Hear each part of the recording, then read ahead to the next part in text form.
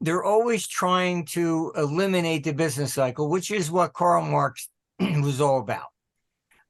He didn't like the boom and bust, so he thought if he took all the assets away from everybody, like Klaus Schwab, you'll own nothing but be happy, that would terminate the business cycle. And it did not, because the business cycle includes everything: war, climate, The Financial Survival Network.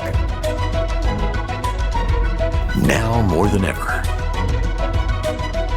And welcome. You are listening to and watching the Financial Survival Network. I'm your host, Kerry Lutz. Well, we've got in our extremely popular series, The World According to Martin Armstrong. Martin Armstrong is back for installment number 5. And boy, do we have a lot to talk about here, Marty. We do live in interesting times.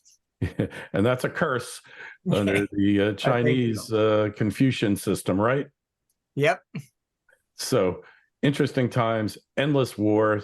It seems like the military-industrial complex, the neocons, can just never have enough wars going on in the world at any given time. Well, as you know, I know some of them. And my opinion is that communism just fell by itself because it was effectively inefficient. And they, basically, I think, just regret that and continue. They don't want to admit that communism collapsed. I mean, you got billionaire Chinese and Russians, etc. I mean, you wouldn't have that under a communist, regime. The government owns everything.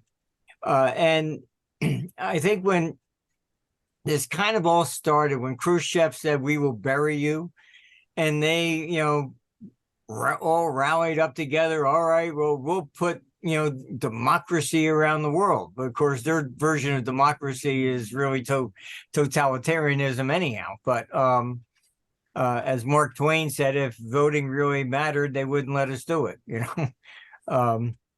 So I think that, that they are just constantly pushing for war because they never got to fight it, to end democracy. I mean, to end, the communist state. It just collapsed. And speaking of communism being inherently inefficient, because from a economic standpoint, the price function's not allowed to function. The pricing mechanism isn't allowed to function. It's set by smart people who know better than the market. And that leads to the inefficiency, malinvestment, kind of like what the Federal Reserve does with interest rates, right? But China is encountering the very same thing now as the former Soviet Union, right?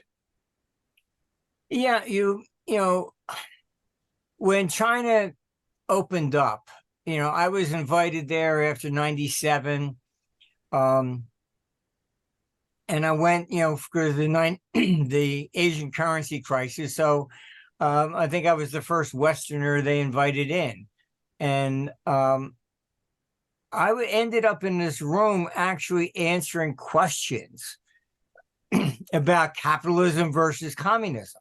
Like they were monitoring, there were 249 varieties of tea, and they were monitoring absolutely everything in the country, but they were not interfering. And I had to answer questions like, well, why is this tea selling for like $1 here, but $5 over there? I said, well, where's it come from? Oh, here. I said, well, first you have transportation costs. They go, oh, yeah. Okay. Yeah, you got to get it there. Communism, if it was $1 in one place, it's $1 everywhere, even if it costs you $10 to get it there. That's why the whole thing just really collapsed. Plus, you were not allowed to think or create something. So any innovation was largely in weapons or things of that nature. They never developed a consumer economy. That's the famous 1959 kitchen debate of Nixon and Khrushchev, showing all the innovations in the American kitchen that did not exist in Russia. But so I think, these people were just against communism, but they ended up hating the very people that are there rather than what the system was. So, I mean, even when Reagan came to office, the neocons were against him for meeting with Gorbachev.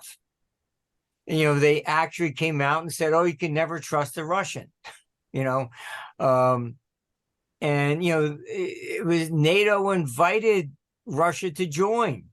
That's why there was the coup against Gorbachev, and that's when Yeltsin stood on the tank and the whole thing in '91 collapsed. But so I don't know. I just see that these people regret that they never got to fight, the great fight with communism.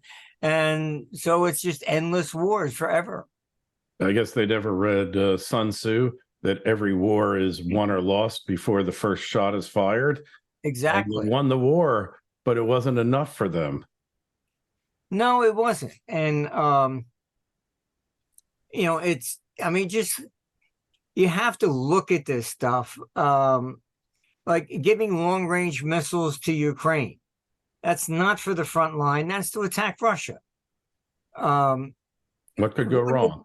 What could they go wrong? Always want to escalate everything.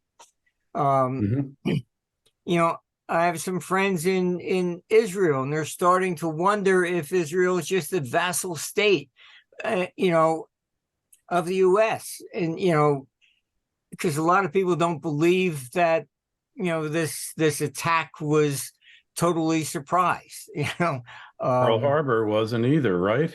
No, absolutely not. I mean, even that's all come out that the U.S. had broken the code. They knew everything. And then there was a big Senate investigation on it, because, alleging that FDR knew.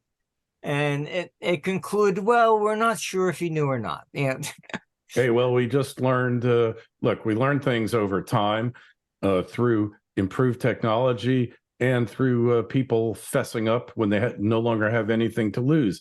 We just found out that the magic bullet in JFK's assassination wasn't so magical after all. No. I knew Arlen Specter, who came up with that little theory. He lived about 3 doors from me on the beach down in New Jersey. And when I asked him about that, he would just smile and not reply. Yeah, well, plead the fifth. Yeah. But yeah, that's the thing. News today, I think the news was always controlled, but now you can see it's controlled and you can deconstruct, you can drill down. There's a service that I subscribe to, which looks pretty good, called ground.news. And they show every single publication that's carrying the story on the right, on the left. They even say who owns these publications. And you get a view of the news that you never really could get before. When Walter Cronkite got up there, his word was literally the law. It was like God was speaking to you, and nobody questioned it. And now I challenge you to find the news reporter that someone doesn't challenge or everyone doesn't question. Well, yeah. I mean, look, this is basically exactly how they brought about the communist revolution. They just, they controlled the press. That was it. And look, 30 years ago, I would say they at least pretended to be honest. Now they don't really care. It's in your face. It's like, yeah, so what? What are you going to do about it? Yeah. I mean, even going after Trump, what's happened since then? Argentina said, "Oh, that's a good idea." So now they're criminally charging their opposition. Brazil's going after Bolsonaro. I mean, this is now going to start spreading. Doesn't Putin do things like that? Hasn't he off the opposition or just tossed them in jail? I mean, what other countries do that? Ukraine. Yeah, right. And it's become an alarming worldwide trend of militarizing or weaponizing. Well, you called it, I thought you summed it up well when you called it the Department of Just Us. Reminded me of George Carlin, who said it's all a big club and you're not in it. And that's pretty much it. Look, they've always done this to some degree. I mean, I had met an executive VP of, I think he was with the New York Post, and they put him in prison for 18 months. And he explained to me how it actually works. He says the government would call and say, we have a favor. We want you to kill the story or spin it this way or whatever. If you don't, they come after you personally. Mm-hmm. And they put him in jail, I think, for 18 months for the absurd hiring someone to work at the Post who didn't show up. A no-show job. I mean, imagine that. The government runs on no-show jobs. Exactly. I mean, it's just absurd, absolutely absurd. I mean, I've been to Brussels where, these guys get salaries, but then they actually get an extra couple €100 if they show up. And you see them in the morning going over and they slide their card in and then they turn around and leave. So they get the extra 200. I mean, it was just like, do you steal all the soap out of the bathroom there as well? Probably do. I wouldn't put it past them. Fighting the cycle, like that's what central bank's purpose is, to fight the cycle that's been occurring for thousands of years, right? We have speculation, then it becomes excessive. A bubble occurs, but before you could print money, we only had one bubble at a time. We couldn't have multiple bubbles. It's futile to fight the cycle, isn't it? Most of the time, these cycles are accelerated by government itself. They're always trying to eliminate the business cycle, which is what Karl Marx was all about. He didn't like the boom and bust, so he thought if he took all the assets away from everybody, like Klaus Schwab, you'll own nothing but be happy, that would terminate the business cycle. And it did not, because the business cycle includes everything: war, climate, you name it. I mean, there's a book out, 1177 BC. I mean, when, the climate turned bad up north, all these people invaded the south and wiped out most of the civilizations. I mean, the Egyptians survived, but they wiped out most of the Bronze Age civilizations. They called them the Sea People because they didn't know where they came from. But they were all driven south because of climate. I mean, the same thing has come out now about, why did, Attila the Hun invade Europe? There was a massive drought over there. Yeah. So they moved. Most of these types of things are caused by that. So climate's always been changing. It's, this propaganda, we've created warming since the global, development of the industrial, revolution is absolutely absurd. I mean, it was far warmer back during the Roman period. Yeah, that's true. We had the Middle Age, mini ice age, and the medieval warming period. Nobody can explain that. Hey, yeah, they're just cycles that always take place, and you can read, basically John Adams complaining about how cold it was in the 1700s, that the ground was frozen 2 feet deep and they couldn't even plant anything. Hey, so cycles. Are we going to see a crash in October here? What's the system saying? What's Socrates saying? Well, yes, we have changes here going into year end. That's for sure. We're not looking at a massive crash in like the stock market, like some of these people are talking about for, like 1929. you have to really look at the fundamentals behind those charts. And 1929, basically, first of all, it was most of the money was all over here because of World War I. Right. And then we had the auto revolution. So it was kind of like a dot-com bubble. And all the foreign money was here to begin with. And so they were just splurging. Then when Europe got into trouble, they started pulling the money back out. That creates the crash here. 1931, all of Europe defaults. Britain went into a moratorium, eventually came out. But you can buy a lot of their bonds on eBay, and frame them up if you want. We used to have a whole bunch of them to remind us what happens to government debt. It always defaults. So, always. It was different back then. The dollar went up dramatically.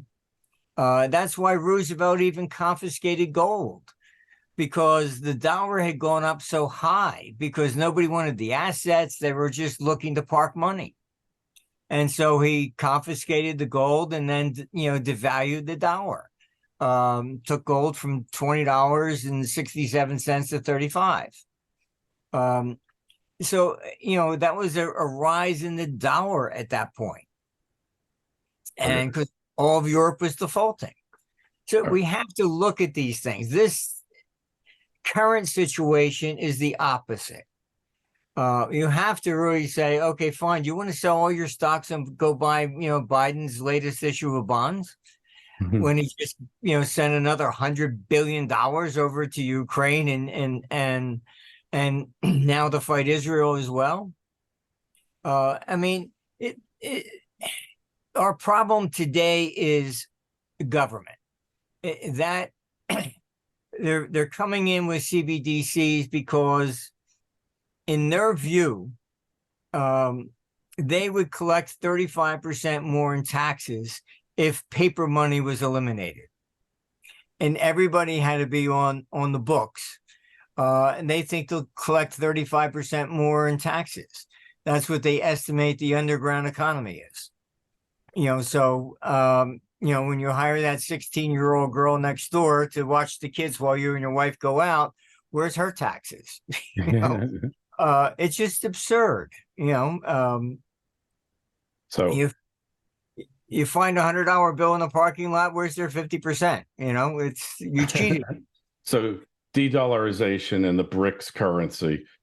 I mean, is this a question of, like Mark Twain said, rumors of my death are greatly exaggerated? Oh, absolutely. I mean, look, the strength behind the dollar has nothing to do with gold, has nothing to do with the government.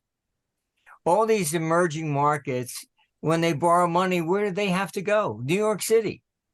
New York is basically, it's the financial capital of the world. London used to be. Well, is Miami now the financial capital? Well, yes, they're moving it all to Miami for sure. Yeah. But the BRICS are not in a position to displace the dollar. Is China going to fund all these and emerging markets and lend money? And their banking system's not going to handle that.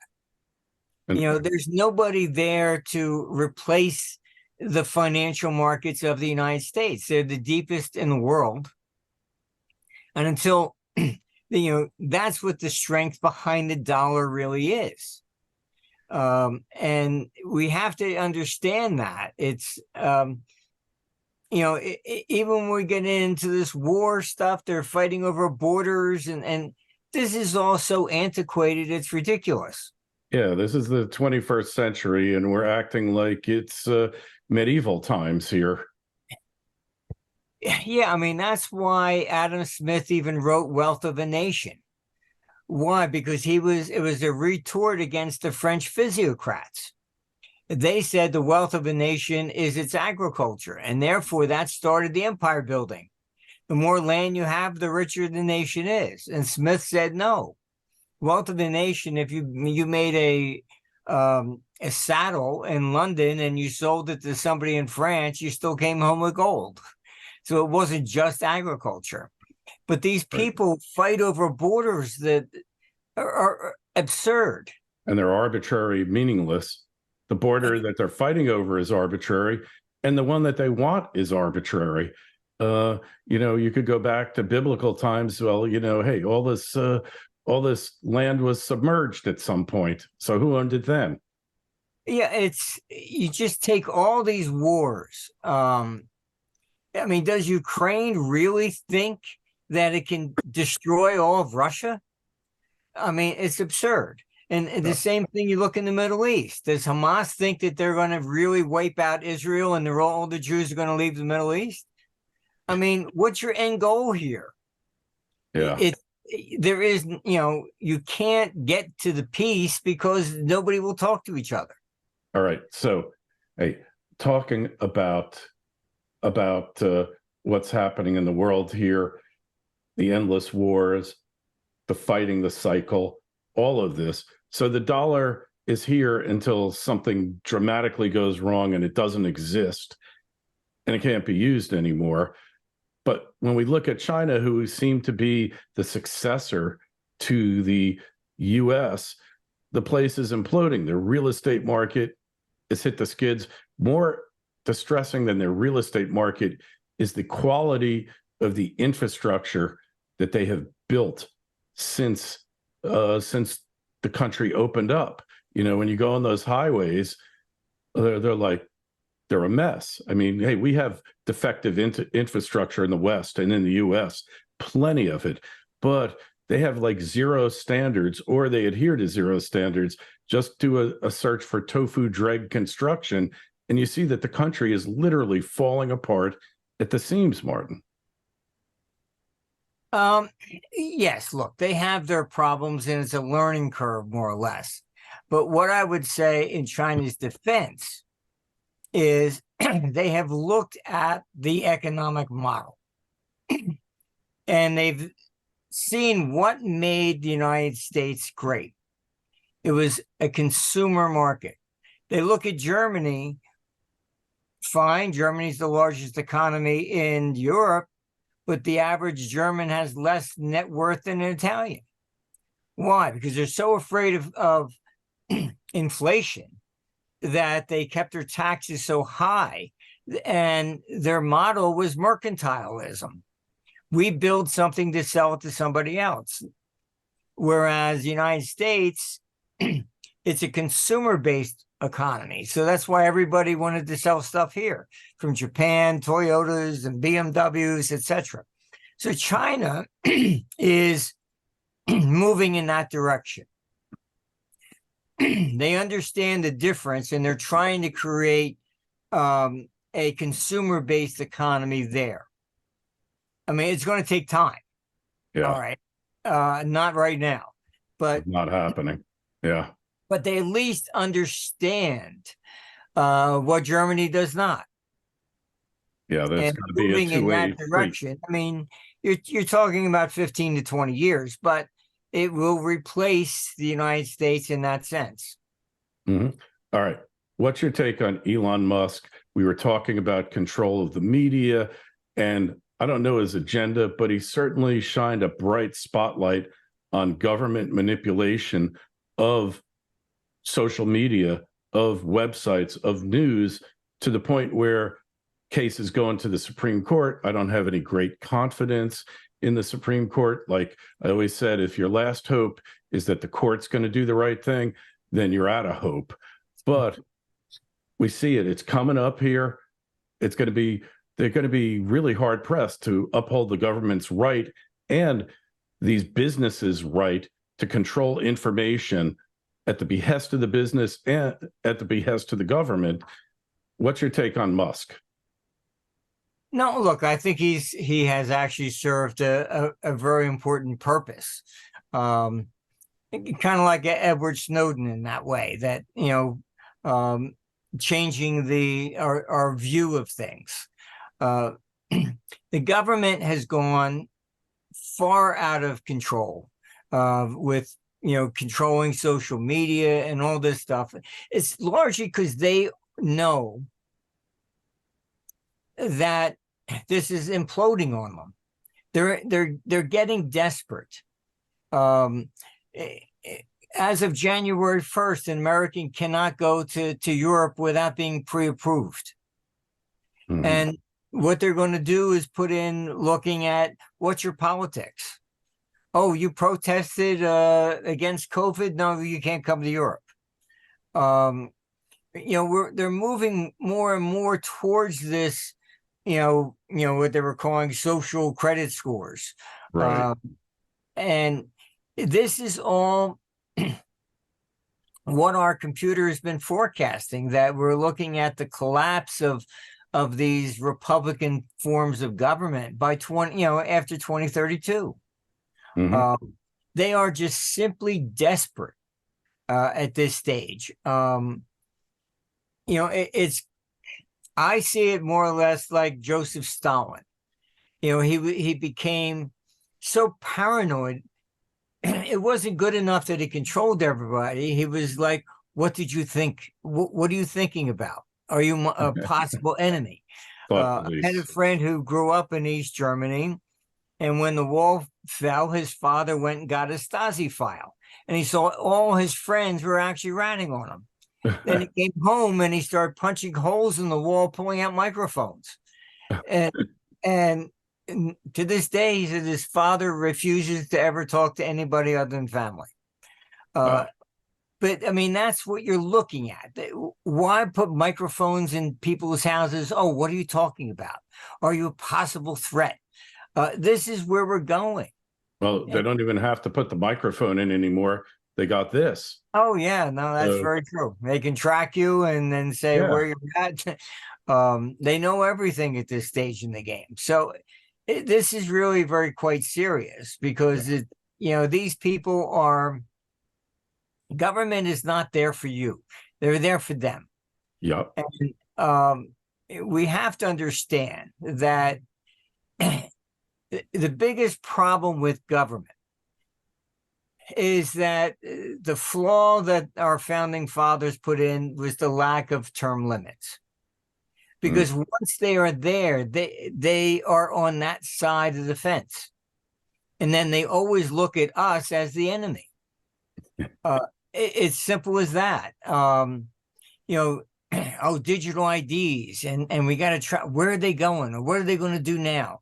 The best form of government I ever saw in all the studies that I've done was the city of Genoa. The head of state, like the president or the Doge, rotated on an annual basis among the rich families. But he was only there for, because he was there for 1 year, and that family wouldn't get control again for another 25 years. Nobody would pass a law that was detrimental to the people, on the street. And it was more of a competitive thing of Genoa against Florence and Venice. So everybody benefited. It wasn't this rich versus poor thing, which was all started by Marx. Yeah. I mean, look, there are people that have different talents. Somebody can be a brain surgeon, another person can be a quarterback. What you earn is based upon how many people in that field are there. Right, the value. So going back to Musk, so besides his influence on Twitter, which, I mean, if he wanted to spend $44 billion to wreak havoc, I guess it was money well spent. But what about his other enterprises and the effect you see? AI, for instance, which I know you've been involved in for decades, but now it's really hitting the mainstream. The electric vehicles, not so much EVs for EV's sake, but the marriage of the automobile and AI and all this technology. And then his SpaceX, basically the guy owns space. He's controlling space. What do you make of him, his influence on the economy, on society, his significance, historical, when we look back? Oh, I think it's going to be important. But AI has been around. I mean, we were developing that in the early 70s. So people have to understand that there's always been this theory that, and it really comes from people that are, I would say, don't believe in God or something of that nature. They think that our brain is just a supercomputer. And consciousness comes simply by dumping a lot of information into it. So this is the theory in computing that, all right, you create a neural net, you keep putting everything in it, and someday it just wakes up and says, oh, wow, look, it's me, and I don't like you. Yes, Skynet. That's very nice. I've been, I've even been a keynote speaker at American Hackers Convention. I don't see that as ever possibly taking place. I don't see a program evolving as to a self-consciousness, etc. So I think that is kind of absurd.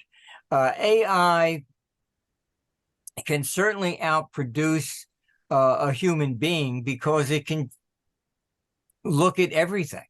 I mean, this chap, program that they put out, that's not really AI.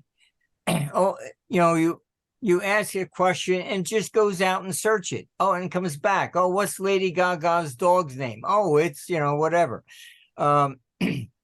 It's not making a conscious decision. Right. Okay. And it is learning in a sense that the more people that they opened it up for free, because the more people that started asking questions, it was expanding its knowledge base. But it's not making a conscious decision. Gee, I don't like you because of the color of your hair. It doesn't do that. And it can't reach that kind of level. But AI, as far as replacing like a judge, I think yes, it could. Or how about mortgage underwriters? Yeah, I mean, black and white. Okay, that's it. Whereas these people come in with these theories like Trump. Oh, well, the 14th Amendment says insurrection, and nobody in insurrection can be president. Well, that was written for the Civil War. Yeah. And so then you change the definition of all these people going in to Capitol Hill taking selfies. They were never charged with insurrection, but they want to charge Trump with insurrection. It's all political. It's how you manipulate all this stuff.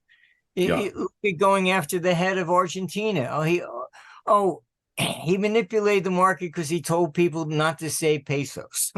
I mean, so therefore he should be a criminal and charged with and put in prison. I mean, this is absurd. So, but this is the problem we have. So AI, I think, is important. It will certainly help things going forward. And by eliminating a lot of the nonsense back and forth, but it's not something that's going to suddenly wake up and say, gee, I'm going to destroy the world. Yeah. Well, it's a new technology. It's just like the Luddites smashing the looms in England because they thought they'd be out of a job, and so fighting technology doesn't really work. It's here. Certainly there are jobs that are going to be eliminated by it, though, right? Oh, yeah, of course. I mean, look, when trains came, they eliminated, the horse and buggies. When cars came, that was the death knell to a horse and buggy. It was the Austrian economist Schumpeter, who called it, these are waves of creative destruction. Meaning that whatever the technology is previously is destroyed and is replaced by a new one. So cars replace the horse and buggy. Okay. This is how it functioned. He calls it basically the waves of creative destruction. And I think that's a very good title for it. Right. It's just the cycle of life, right? Yeah. I mean, it's you go off and then, okay, fine, you create something else. But the difference between AI and a human is AI doesn't really have an imagination. Right. It's the person who says, gee, if there's nobody here that bakes bread, maybe I should open up a store and maybe make it and I can sell things. That's why communism failed. They eliminated that. So there was no advancement. And the advancement only comes from individuals. Yeah. I was doing a lot of my research at Princeton University, and I knew this professor that knew Einstein. And he shocked me one day. He says, you remind me of Einstein. I said, what? I said, I'm not brilliant or into physics. And he said, no. He said, the number one thing that Einstein said is curiosity. And if we're not curious, you don't discover anything. He says, you're curious about what makes the economy work. When he explained to me, it doesn't matter what the field is. If there has to be curiosity. If you're not curious, you're not going to discover anything. Right. That's the reason. That's what Einstein always said. It was his curiosity that led him down to discover things. Curiosity and desire to improve your life, your family, whatever. Those two things together, really unstoppable force. I think we're going to leave it at that today, Martin. We covered a lot of territory. Make sure you go over to armstrongeconomics.com, sign up for Martin's newsletter. It's must reading. You get it regularly. And hey, go over to financialsurvivalnetwork.com, and I might be splitting this interview up into two pieces, so you'll be able to get the second half. And Martin, really appreciate you coming on. We will talk to you again. If you've got a question for Martin, email kl@kerrylutz.com. We'll get you an answer. Martin, we'll talk to you again real soon. Well, thank you for inviting me. Take care of yourself over there.